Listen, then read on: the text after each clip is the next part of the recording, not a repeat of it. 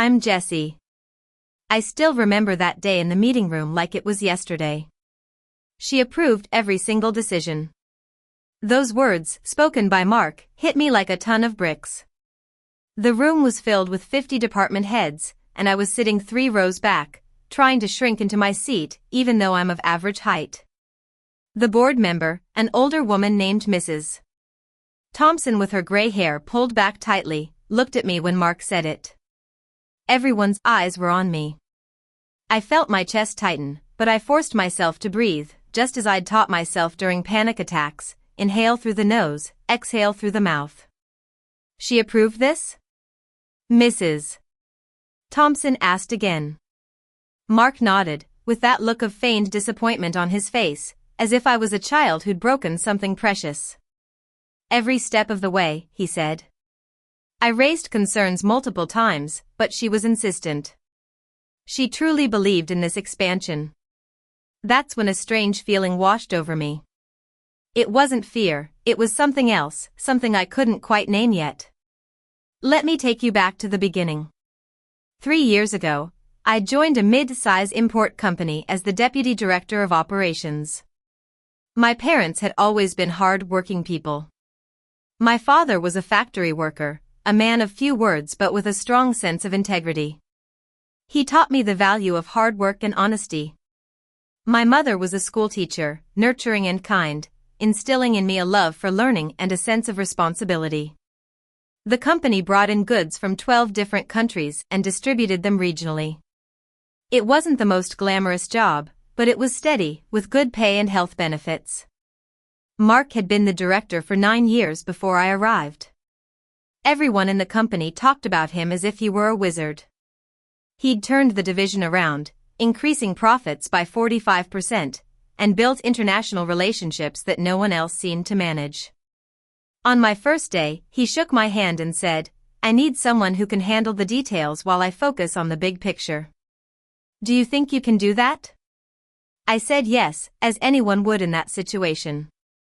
Little did I know he meant, I need someone to do my work while I take the credit. I'd arrive at the office at 6 a.m. Every morning. The building would be empty except for the security guard, Mr. Johnson, who'd give me a friendly nod as I made my way to the elevator. I'd spend the next 3 hours going through reports, preparing briefings, and analyzing data from our international partners. Mark would show up at 9:30 or even 10 a.m. He'd stroll past my workspace without a word. 30 minutes later, he'd buzz me into his office. I'd hand him all the work I'd done. He'd flip through it for about a minute and then wave me away, saying, "Good. I'll take it from here." Translation, get out. At 11 a.m. He'd be in meetings presenting my work, my ideas, and my solutions. Everyone would praise him, calling him brilliant. I'd be sitting in the back if I was even invited to those meetings. For 2 years, I convinced myself that this was normal. I thought that if I paid my dues and waited my turn, people would eventually notice my efforts. But they didn't, not when Mark was so good at making himself seem indispensable. Then, last April, everything changed. The company wanted to expand into Southeast Asia, targeting 3 new countries with direct distribution instead of going through local partners. It was a huge undertaking with the potential for massive profits, but only if everything went smoothly. Mark called me into his office on a Wednesday morning. "We're doing this," he said firmly. "I need you to conduct the preliminary analysis." I spent 2.5 weeks on it. I examined every aspect: market conditions, regulatory requirements, currency fluctuations, local competition, and infrastructure challenges. I created projections for the best case, worst case, and realistic scenarios. The numbers were far from promising. In the best case scenario, we'd break even in 20 months. In a realistic scenario, we'd lose money for 3-5 years before seeing any profit. In the worst case scenario, we'd hemorrhage cash until someone pulled the plug. I brought my findings to Mark on a Friday afternoon. He was having a huge burger at his desk when I walked in. "So?" he said, his mouth half full. "It's not viable," I told him.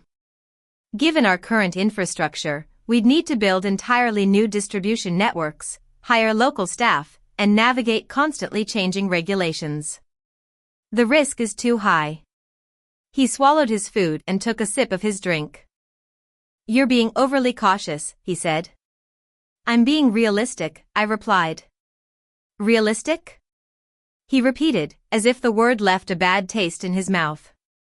"Realistic gets you nowhere. I didn't get where I am by being a coward." I blurted out, "Where you are," before I could stop myself.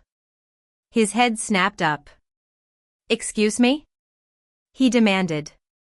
I should have backed down, apologized, and left. But instead, I said, "We should consider all factors before committing." "I've already committed," he retorted. "The board is excited about this. They're expecting great things.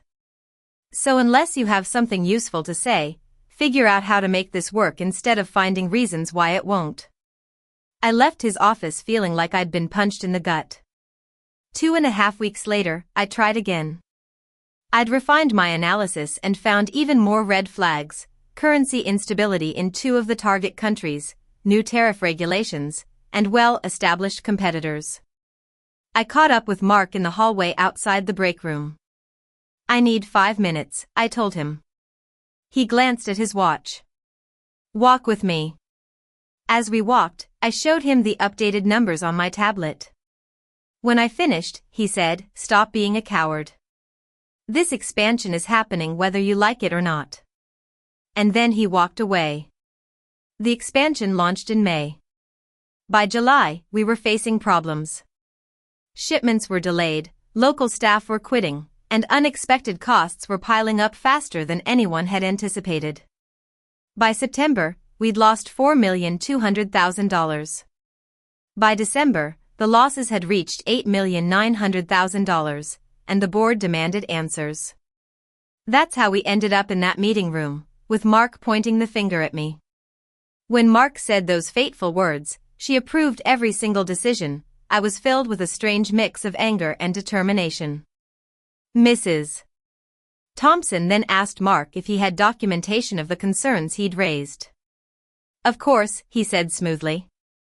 That's when something inside me snapped, but in a good way. I stood up, and the movement caught everyone by surprise.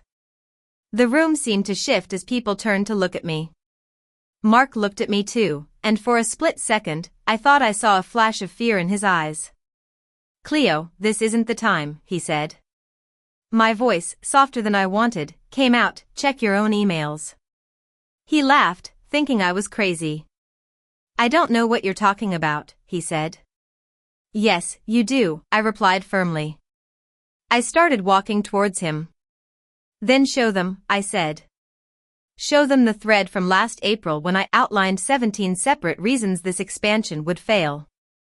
Show them your responses. Show them what you told me when I brought you the updated numbers later." Mark's confident look vanished. He stammered, "I have nothing to hide," but his voice cracked. Just then, Lisa, Mark's assistant, stood up. She'd been sitting quietly in the first row. She was a 43-year-old woman with brown hair and thick-rimmed glasses. She'd been working for Mark for 7 years, always in the background, never causing a scene. But now, she was crying. Not just a little, but from the depths of her soul. "I'm done," she said. Mark's jaw tightened. "Sit down." "You're making a scene," he said. "A scene?" Lisa's voice rose. "You're blaming her for your own mistakes. I've watched you do this for years. You delete messages and memos that make you look bad. When someone under you has a good idea, you take it. And when things go wrong, you find someone else to blame. This isn't the first time." Mrs. Thompson's pen stopped moving. "Miss, perhaps you should explain," she said. Lisa turned to her. "He's been dishonest for years. He's been hiding behind others' work. The expansion was a disaster because of his poor decisions, not hers. Mark tried to interrupt, but Lisa continued. I forwarded all the relevant messages to the board secretary at 7:30 this morning. 6.5 years of evidence, all of it showing his misconduct. The room fell silent. You could feel the tension in the air. Mark's face turned pale. He had no more words. Mrs. Thompson gathered her papers. This meeting is over. Mr. Mark, you'll come with me. The rest of you are dismissed. Over the next 3 days, I was in agony. I went to work every morning not knowing if I still had a job. Mark didn't come in, and no one said anything official. My colleagues' looks made me feel terrible. Some avoided my gaze, while others stared at me too long. On the second day, a human resources employee named Mr. Davis called me into his office. We're conducting an internal review, he said. Until it's complete, refrain from discussing the incident with other staff. Am I being investigated? I asked. Everyone involved is being interviewed. It's standard procedure, he replied. Am I going to lose my job? I asked, my voice barely above a whisper. He looked at me for a long time. I don't know, he said. That night, I couldn't eat or sleep. I just sat on my couch, staring into space. 3 years of hard work, and it could all be gone because I'd finally stood up for myself. My phone buzzed at around 11 p.m. It was a text from Lisa. Just wanted to check if you're okay, it said. I stared at the message, typed and deleted several responses, and finally replied, I don't know. Are you okay? Not really, but I'm glad I did it, she replied. We chatted for a while.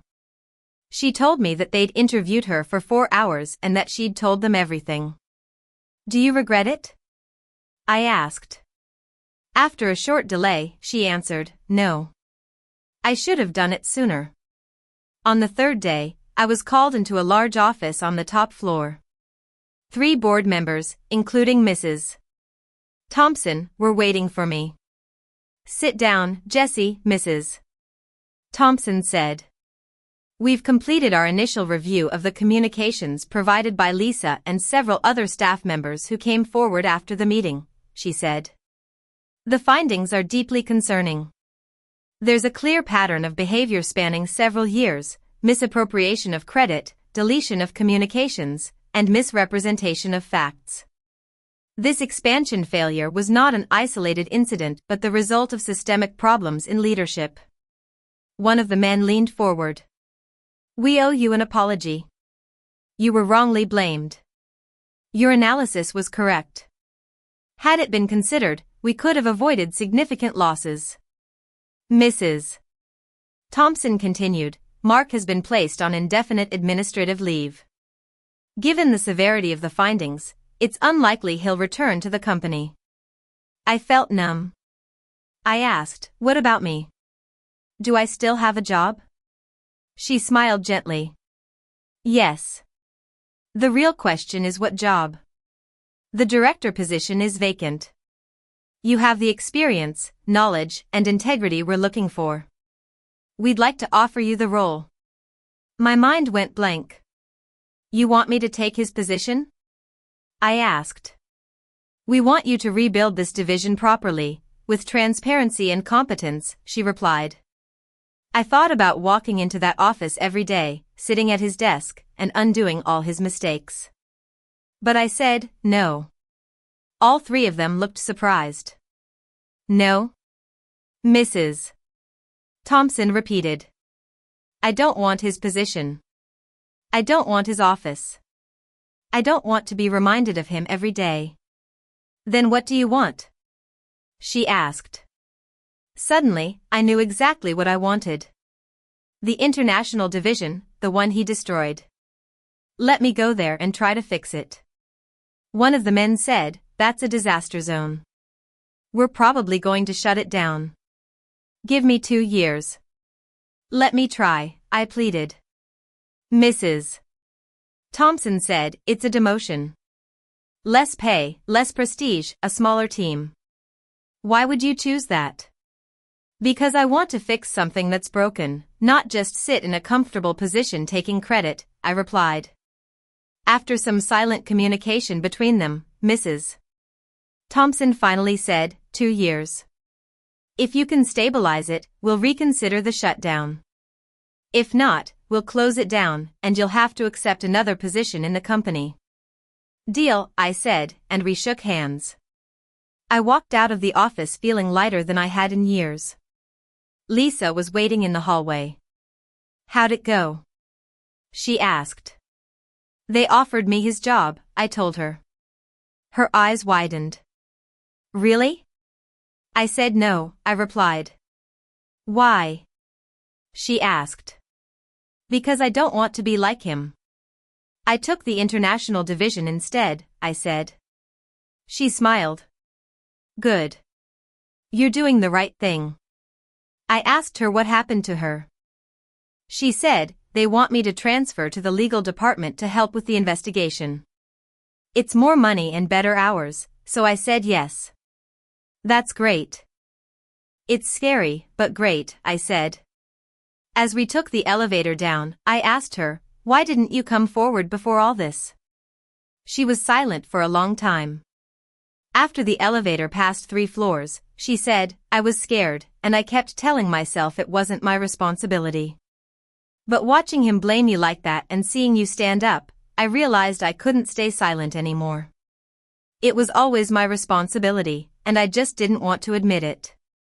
The elevator doors opened, and we walked out into the lobby. "Thank you for finally admitting it and for standing up for me," I said. "I needed to see someone else do it first," she replied. We walked out of the building together. The sun was shining brightly, almost too bright. I had to squint. My phone buzzed with a message from a colleague named Tom.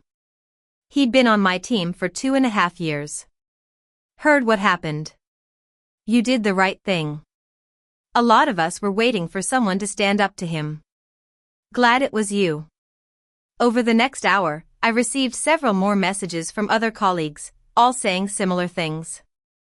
It seemed that Mark had been even worse than I'd realized. 3.5 weeks later, I started my new role in the international division. The office was in a smaller building across town.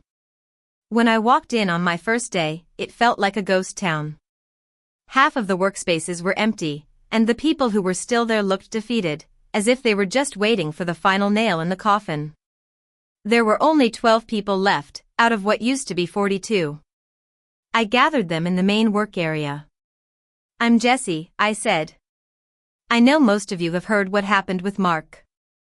I know this division has been struggling. I'm not going to pretend I have all the answers, but I'm here to try. If you want to work with me, great. If you want to leave, I understand." No one said a word for a minute. Then a young man with dark curly hair named Alex raised his hand slightly. "Are they shutting us down?" he asked. "Not for 2 years. That's how long I asked for. After that, we'll see," I replied. A woman with red hair tied back in a ponytail, named Stella, spoke up. "What's your plan?" "I don't have one yet. That's why I need your help. You've been living through this disaster. You know what went wrong." "Tell me," I said. Over the next 7 hours, they told me everything. Mark had cut corners everywhere. He'd hired the cheapest local staff without proper training, ignored complex regulatory requirements, and made promises to overseas partners he had no intention of keeping. All he cared about was making the launch look good on paper. Alex said it didn't matter if it actually worked. It just had to look impressive in the quarterly report. Stella added, "We were getting warnings from day one: infrastructure problems, cultural misunderstandings, and local competitors undercutting us." I sent reports every week, but he never responded. I listened intently, taking notes in a simple notebook with a pen. I asked questions when I didn't understand something. These people had been ignored for so long, and the least I could do was listen. By the end of the day, I had a clearer picture. The expansion had been doomed from the start because no one in charge had bothered to listen to the people doing the actual work. Here's what we're going to do, I said. We're going to stop trying to operate in all 3 countries. We don't have the resources or infrastructure. We need to focus, but I don't know on what yet. We'll figure it out together. Over the next 4 months, we gradually pulled out of 2 of the 3 countries. It was painful. We had to end relationships, disappoint partners, and admit our mistakes. But it was necessary. The one country we kept was the smallest, where we had some decent relationships and relatively stable regulations. Stella took the lead in rebuilding those relationships. She was amazing, understanding how to communicate across cultures without being condescending. Alex focused on logistics, figuring out the real costs and timelines. I spent most of my time in meetings I hated, apologizing to creditors, regulators, and angry partners who felt betrayed. Slowly, things started to turn around. By the 6th month, we'd stopped losing money. We weren't making a profit yet, but at least the bleeding had stopped. By the 9th month, we landed a small contract. It wasn't much, but it was a sign that